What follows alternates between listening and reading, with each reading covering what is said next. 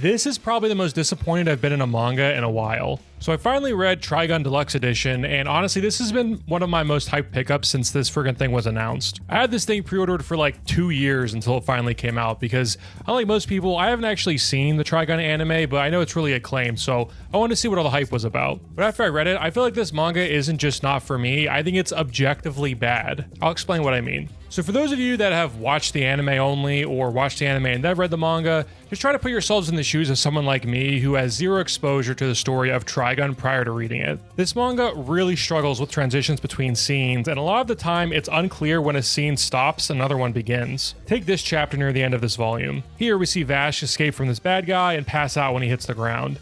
Next, we see some exposition about this biological weapon.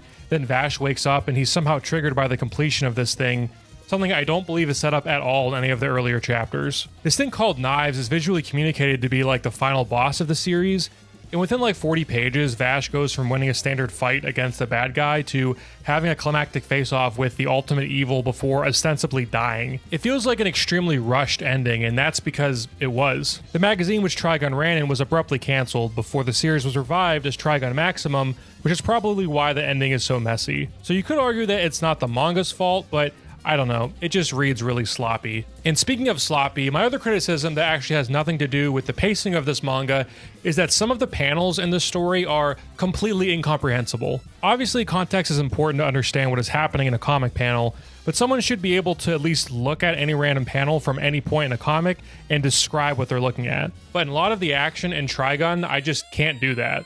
Like this. What am I looking at? Or this. What the hell is happening here? If you're a fan who's seen this show, you might be able to tell what's happening based on what you've already seen animated, but again, for someone coming in cold, a lot of the action is just completely indecipherable. But even still, I can understand why the Trigun anime is probably so revered, because to me, this seems like the perfect manga to adapt into an anime. This volume had some cool characters, and I get why people think the vibe of Trigun is so cool. The anime is able to retain all of this and probably fixes a lot of the pacing issues that I complained about. And for that reason, I'll probably continue into Trigun Maximum if it ever goes on sale, because I really want to love this series. It's just this first volume was a real bummer.